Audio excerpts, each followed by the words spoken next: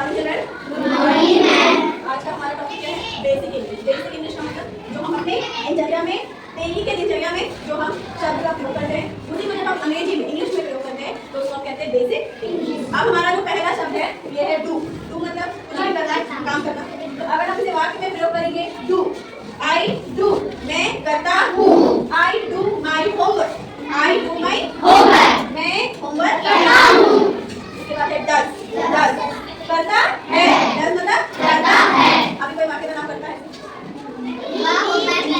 हाँ, वह होमवर्क करता है। He does his homework. He does his homework. Well, did. Did का मतलब होता है किया। किया, क्या किया? कुछ एग्जाम्पल बताओ।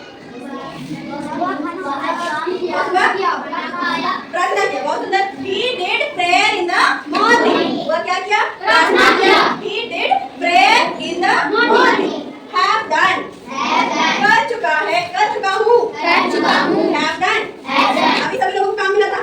अभी कोई बच्चा बोलेगा मैंने अपना काम कर लिया, मैं वर्क कर चुका हूँ, मैं वर्क कर चुका हूँ। वो क्या बोलेगा? I have done. I have done my work. Work class work है ना, क्लास में करें। I have done my class work. Very good, कर चुका हूँ। Had done. Had done. कर चुका था, कर चुका था। अभी कल रात में तुम लोगों ने बैठ के होमवर्क किया तो क्या बोलोगे? मैं होमवर्क कर चुका था कल। तो I had done my homework. I had done my homework. जो मैं कर चुका था, कल ही मैं कर चुका। Will do. Will do. Will do. करूँगा, करूँगा। करूँगी भी हो सकता है। कोई लड़की बोलेगी मैं शाम में होमवर्क करूँगी। Very good. I will do my homework. I will do my homework in the evening. In the evening. Evening मतलब शाम। Very good. Can do. Can do. अभी देखो यहाँ पे can do है और may do है। दोनों का ही मतलब होता है कर सकता हूँ, पर इसका अंतर क्या है? जैसे बोलते हैं ना, may I come in ma'am, बोलते हैं ना गेट पे। वो कुछ बच्चे बोलते हैं can I come in ma'am. अभी क्या मतलब है दोनों का? अभी can do का मतलब है कर सकता हूँ, ठीक है।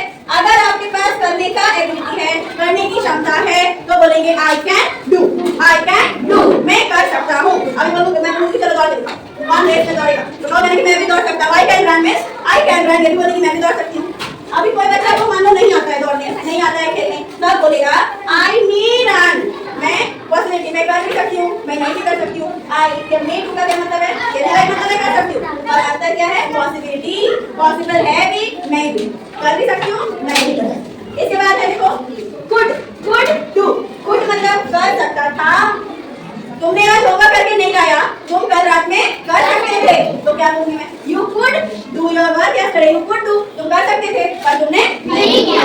पर नहीं किया, क्यों नहीं किया? हो सकता है आपको करना नहीं आ रहा हो, या बहुत बारिश आंधी तूफान चल रहा है तो मेरे को समय नहीं मिला काम करने का, तो हो गया मैं कर सकता था। could do. अब ये चीज तो तुम लोगों ने पिछले साल भी पढ़ा है, ये तो देख के याद आ गया होगा। do में ing लगा दिया मैंने। हाँ वेरी गुड। क्या हो जाएगा? do मतलब करना, ing लगा दिया तो कर रहा है। am doing. कर रहा है।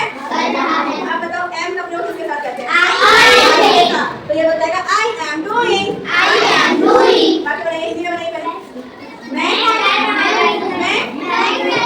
मैं ड्राइंग कर रहा हूँ। I am drawing. I am doing sketch. is doing. कर रहा है। अभी वो लिख रहा है तो he is doing his work. वह अपना काम कर रहा है। are doing.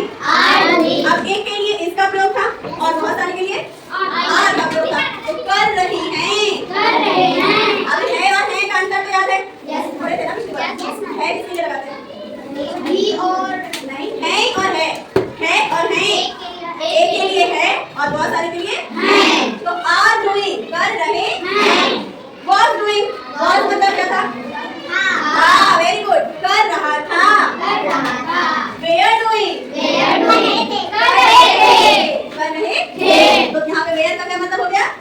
और was का आपने जो पिछले बार सीखा था उसी को हमने दोहराया और इसको हम वाक्य में प्रयोग करने भी सीखे। तो इस तरह से हम इंग्लिश के जो वाक्य लिखेंगे उसमें हम इन शब्दों का प्रयोग करके, इन फ्रेज बोलते हैं, फ्रेज का प्रयोग करके हम सेंटेंस बनाने सीखेंगे। अगले क्लास में हम लोग सेंटेंस बनाएंगे। अब इसको थैंक यू।